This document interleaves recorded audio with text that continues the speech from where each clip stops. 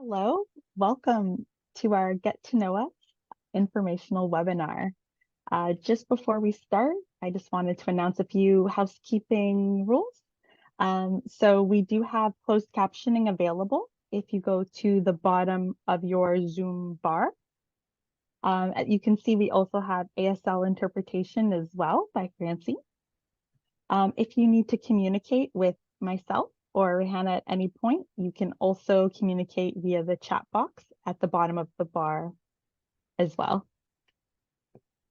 So I'd first like to introduce myself. My name is Amira Brown. I am the Community Engagement Coordinator here at Race and Disability Canada. And to socially locate myself, I am a neurodiverse first-generation settler here on this land.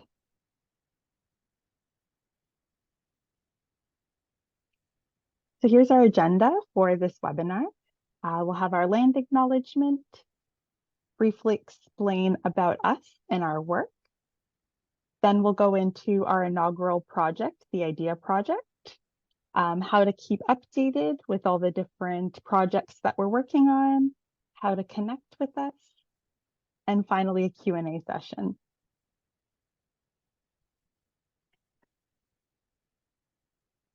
So first, our land acknowledgement.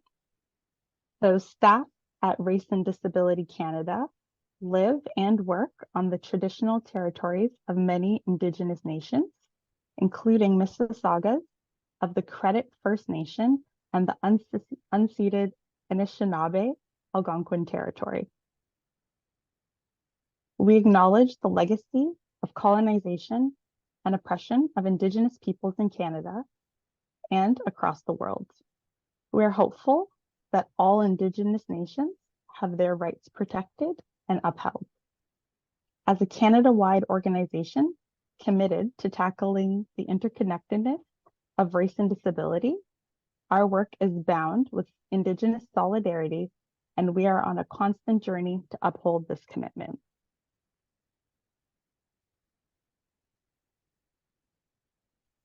A little about us. So Race and Disability Canada was born out of a consortium of racialized communities and disability stakeholders. They came together under the leadership of Dean Support Services and its CEO, Rabia Kedher, to successfully secure funding for its inaugural project at the intersection of race and disability.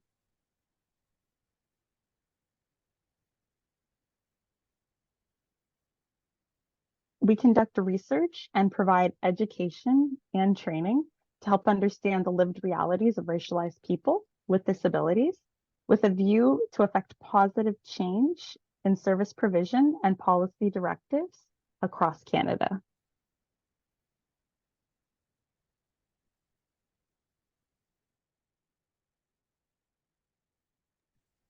Our work is governed by our steering committee, the majority of whom are racialized people with disabilities. So good morning or afternoon, depending on where you are in the country. My name is Rahana Hirji Khalfan. I am the project leader for Race and Disability Canada. I just wanted to put on the screen the members of our small but mighty team. And as Amira has done, I'd like to just share a little bit about myself in terms of my social location. And the reason why we do this is that as we approach the work of social justice, generally speaking, it's really important to position ourselves in the work that we do. So I'm going to just share a little bit about myself to give you some context about how I show up to the work that we do at Race and Disability Canada. So my name, I've already said, I'm a racialized, visibly Muslim, brown, British, Canadian, able-bodied immigrant settler woman. I was born in the UK in a relatively middle-class area of the country where I experienced class privilege and also was steeped in a culture of whiteness. And I grew up thinking that being white was somehow better. And that was mainly because cultural and religious identities were not visible to me as I grew up. So the people who had positions of power and authority were people who did not look like me. And so when I looked at the media, and again, people in positions of power and privilege, they were not people that represented my communities or my background. My family are from Tanzania, East Africa. Our ancestry is Indian. I graduated with a degree in law, and then I worked at an organization called Deafblind UK. They are an organization that supports people who have a dual sensory impairment, people who are both deaf and blind. And my job there was to look into the needs of racialized communities who had a dual sensory impairment, and really make recommendations to the organizations about how we can be more inclusive. My job at Deafblind UK kind of encouraged me to think about the needs of my specific community and my religious community specifically. And that led me to do a national consultation of Muslims with disabilities. And this project, it identified the social, religious, and cultural barriers that Muslims with disabilities faced in accessing their social and their religious communities.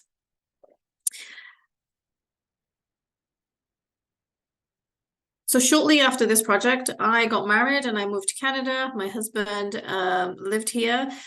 He lives with lupus. We have been married for about 16 years now. We have 3 daughters.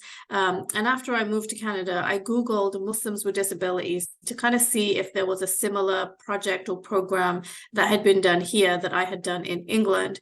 And the name Rabia Kheder came up. So Rabia had just finished a study on Muslims with disabilities as well. And if you don't know Rabia already, I suggest you Google her because she is a trailblazer in the disability rights community. She's a visibly Muslim, blind woman with a strong voice on the intersections of race and disability. And as Amira has mentioned, she's the reason why we got the funding for this project in the first place. Rabia is the current CEO of Dean Support Services, and she is the national chair of Disability Without Poverty. So I connected with Rabia when I moved to Canada, and then the rest is history. Through her, I got to serve on various nonprofit boards around the intersections of race and disability. I also worked for Global Deaf Muslim, and I supported the establishment of the first international conference of deaf Muslims in Qatar in 2013. I have done my master's in critical disability studies, and then I worked at the McMaster University Human Rights Officer, and my role there as accessibility officer, my job was to ensure the university was in compliance with the provincial legislation, the Accessibility for Ontarians with Disabilities Act. When you work in a small office, you get to do lots of different things. So I was also fortunate enough to be able to do training and education on accessibility, race, diversity, and inclusion. And this is also a key component of my job. And so I share this with you in recognition of my role within the disability rights movement as an ally, and as an ally to deaf communities as well. And so my lived experience, my educational background, my work experience within the disability sector, it all informs the way that I do the work. As a racialized person myself, that also informs the way that I do the work here at Race and Disability Canada.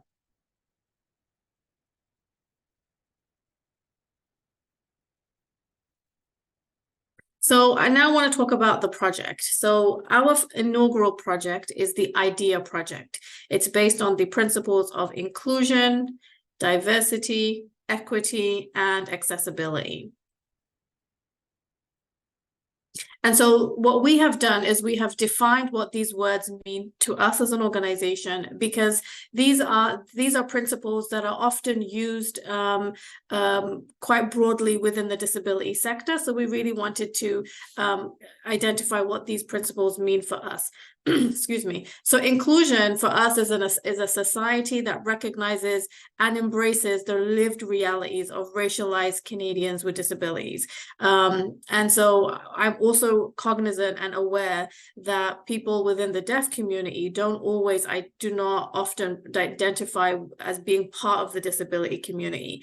So part of the reason for acknowledging this is to try and open up a conversation about how can we include the experiences of racialized deaf people in our work, or should we include the experiences of deaf people in our work, and how can we do that thoughtfully and respectfully? Because the reality is, racialized communities experience discrimination and racism, and so it's important to acknowledge this in the context of deafness and within the deaf community as well. So diversity for us is a community where we acknowledge, again, the histories of colonization, the history of enslavement, and the history of the process of racializing certain communities. And we want to acknowledge that these histories are recognized and validated as part of, what we deem to be diversity. When we look at the concept of equity, we acknowledge that racialized people with disabilities have been historically excluded from all areas of society. And so we believe that proactive measures to redress this are important and necessary. And then in terms of accessibility, we believe that an accessible community is one that proactively prevents, removes barriers, and one that creates systems, processes, environments, and services that are barrier-free. So the reason why we talk about, again, just to reiterate, we talk about these principles because, again, these words are often used quite broadly within the disability sector and also beyond. And so we wanted to kind of just specify what these words and these concepts mean for us as an organization. So then in terms of our project, we have project pillars. So, and I'll talk about each of them in turn. So we have research, partnerships, education and training, and knowledge mobilization. So in terms of our research, we use an applied research framework to identify practical and innovative solutions to support the accessibility and inclusion of Indigenous, Black, and racialized people with disabilities living in Canada. So the way that we have approached our research phase of the work is kind of in three sections. One, we've identified and established an academic advisory committee. This committee is made up of scholars from across the country, from academic institutions who have scholarly work in the area of race and disability. So we have Dr. Rachel Da Silva Gorman from York University. We have Dr. Siobhan Niles from the University of Toronto. We have Dr. Idil Abdullahi from the Toronto Metropolitan University. We have Dr. Douglas Durst, and he's from the University of Regina. We have Dr. Pareen Dosa from Simon Fraser University. And then we have Dr. Yahya El-Lahib from the University of Calgary. So together, these are the people who sit on our advisory committee. They provide a breadth and a depth of expertise and experience around the intersections of race and disability. So they provide guidance and support to our team as we roll out the various parts of our research. So moving on then, we have a literature review, two parts of a literature review that we have conducted. One is on an overview of race and disability in Canada. Like what does it look like? What do some of the terms look like? What is racism? What is ableism? What is colonization? So that we can understand the context of race and disability in the country from almost a historical or chronological perspective. We also did a a literature review on existing toolkits that support the nonprofit sector on how to be more inclusive. So we wanted to make sure that we're not producing literature, we're not producing a toolkit that is replicating work that already exists. And we want to identify good and strong, promising practices that we can use to create our toolkits to support the disability sector.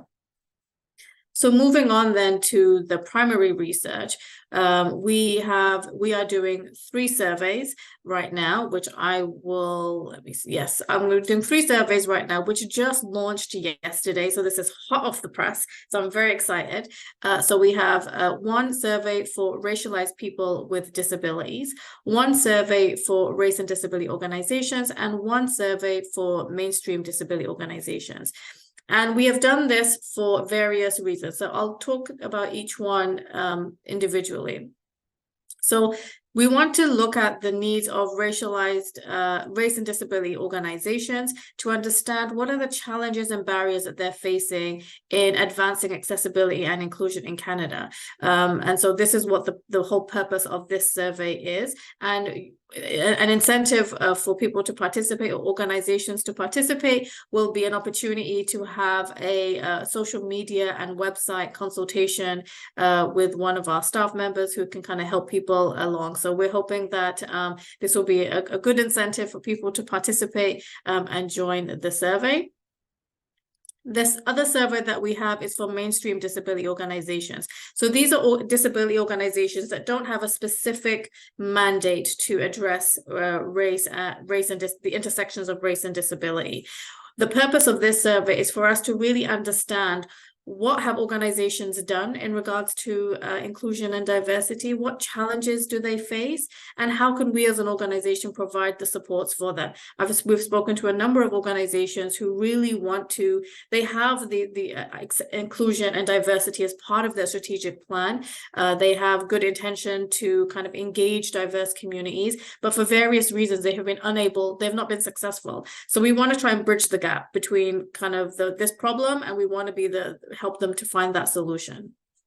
And this survey is intended to help us understand what those needs are so that we can create supports and resources that will help them specifically. And every organization that participates in the survey will have a chance, will actually be invited to attend a workshop on the IDEA principles. And I think that's a really good opportunity on its own. So I hope that organizations will participate.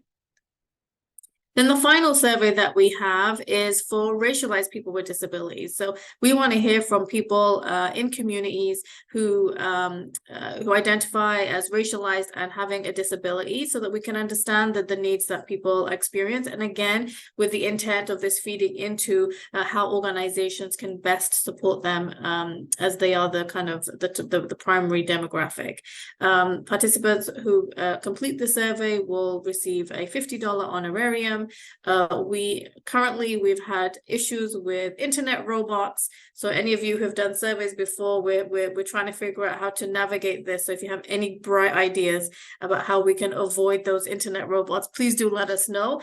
So we have suspended the link, I think, for the next couple of hours, just until we can figure out a solution.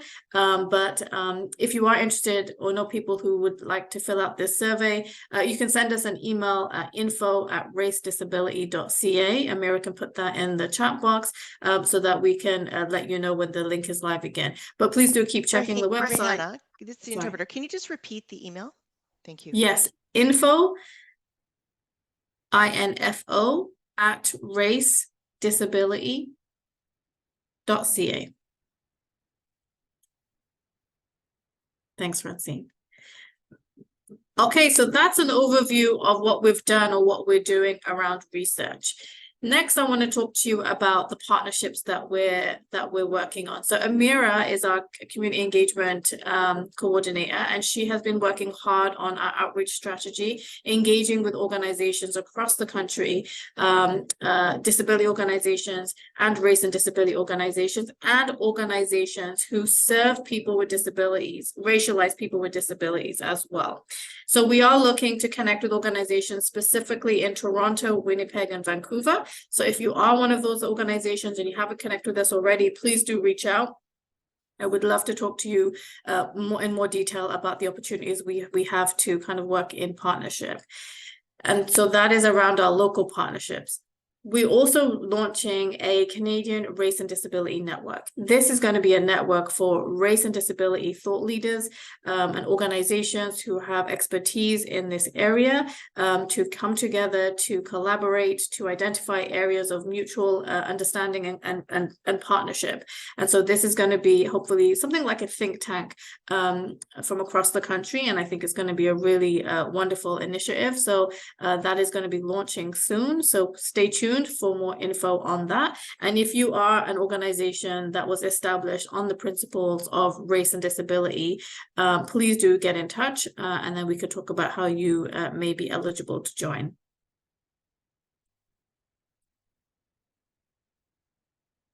The other part of our work is around education and training. We're looking at providing to build capacity, like I said, within the disability sector and to help organizations kind of be proactive in removing barriers to accessibility and inclusion. One of the initiatives that we're working on right now is a webinar series that's going to be called The Journey of Disability Oppression. And so this is intended to help us to understand, how the history of disability in Canada as it relates to racialized communities. And so again, stay tuned for more information about that because that will hopefully be launching that in the new year. We're also actually open to receiving feedback and suggestions from organizations about different types of training and education they would like to see us produce. We are able to, depending on the scope, we are able to offer some training for organizations. So again, if you'd like to know more about that, please do get in touch.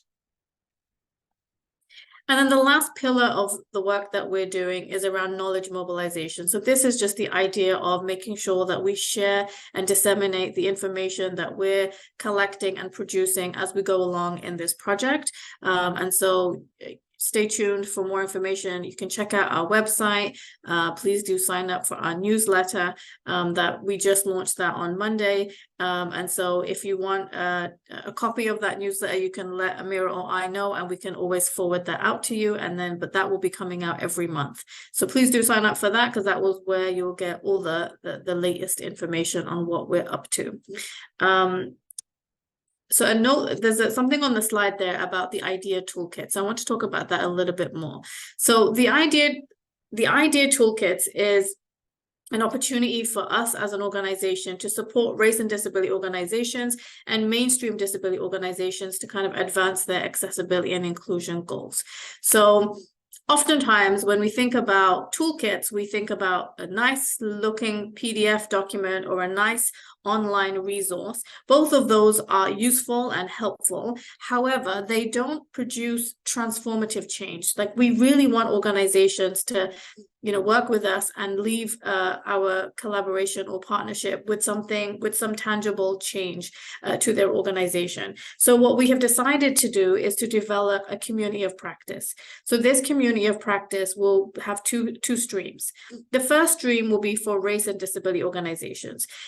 We will bring together similar organizations to help them identify what challenges that they are facing in regards to their goals and mission to advance the race and disability agenda in the disability sector. And we will support them in building capacity and provide support and resources to help them achieve their goals.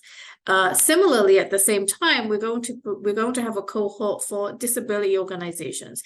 These will be organizations in Toronto, Winnipeg, and Vancouver, and national organizations as well, who can come together around a virtual table to, again, identify some of the challenges that they have faced or are facing in advancing their accessibility and diversity goals. So we will provide subject matter expertise, resources, and supports to help those organizations really think about how best to achieve their goals. So we're hoping to launch this community of practice at some point mid 2024. And if you are interested in participating in this program, again, please let us know, reach out to us.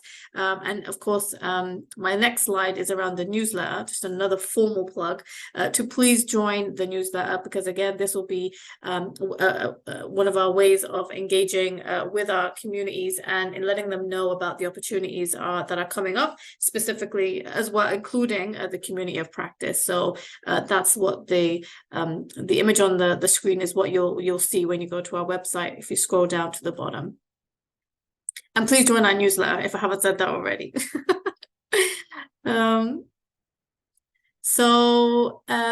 As I said already, you know, if you have any questions, if you want to talk about in more detail about the work that we're doing, Amira will share in the chat box my link to my calendar. So you're more than welcome to schedule in a meeting with myself. You know, technology is wonderful, and then it doesn't work. So if this link doesn't work, then please just send Amira or myself a quick email and we can set up a time to chat. So I've been more than happy to connect with any one of you after this call.